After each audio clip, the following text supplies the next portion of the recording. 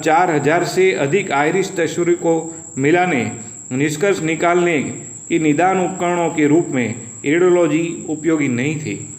1980 के प्रमुख अमेरिकी इरिडोलॉजिस्ट बर्नार्ड जॉनसन और 2 अन्य इरिडोलॉजिस्ट समर्थकों ने 143 मरीजों की आँखों की तस्वीरों की जांच के दौरान अभ्यास के आधार पर विफल रहने के फैसले किए थे। उसकी पहचान गुर्दों की अक्षमता के लिए थी।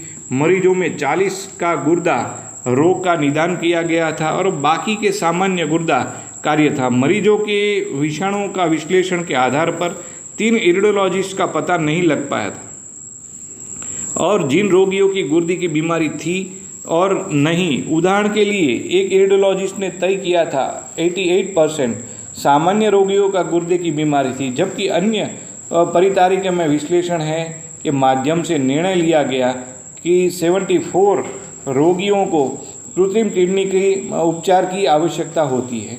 एक अन्य अध्ययन में ब्रिटिश मेडिकल जर्नल में प्रकाशित हुआ था, इसमें 39 मरीजों का चयन किया गया था, जिसके कारण पित्त मूत्राशय ने अगले दिन हटा दिया था, जो कि संदिग्ध गॉलस्टोन के कारण था। अध्ययन में ऐसे लोगों का एक समूह पीस चयन किया था जिसके नियंत्रण में कार्य करने के लिए रोगग्रस्त रोगियों का मस्तिष्क नहीं थे।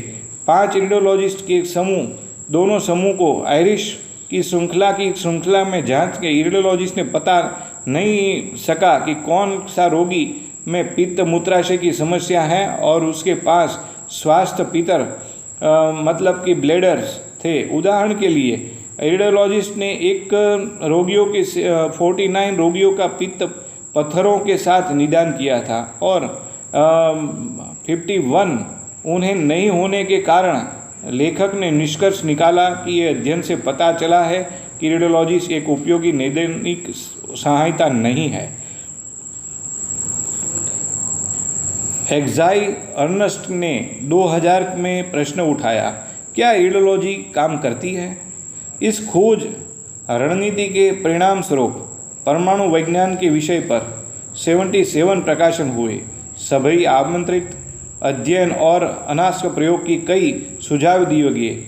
इरिडोलॉजी एक वैध नैदानिक टूल था। इस प्रकार की चर्चा में इरिडोलॉजी के नैदानिक वैधता 4 नियंत्रण नकाबपोश मूल्यांकनों को संदर्भित करता था। अंत में नैदानिक वैधता के नकाबपोश मूल्यांकन के साथ कुछ नियंत्रित अध्ययन प्रकाशित किए गए थे। इरिडोलॉजी के लाभ 2005 के अध्ययन में कैंसर सामान्य रूप में निदान में इरिडोलॉजी की उपयोगिता परीक्षण किया गया था।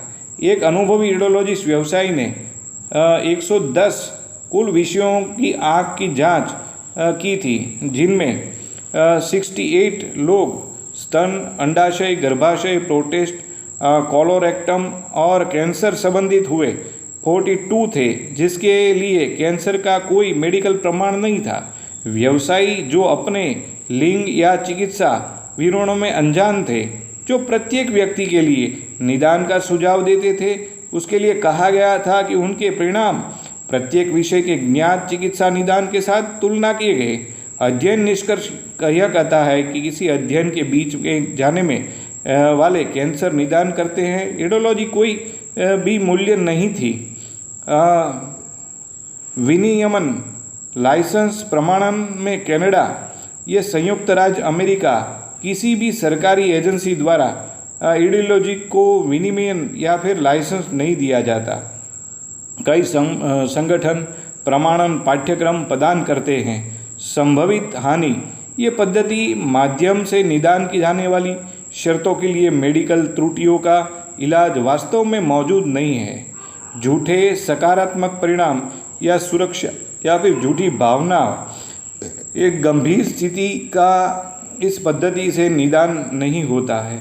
झूठे नकारात्मक परिणाम अनुरूप या देरी वाले उपचार का नेतृत्व तक की जीवन का नुकसान भी है।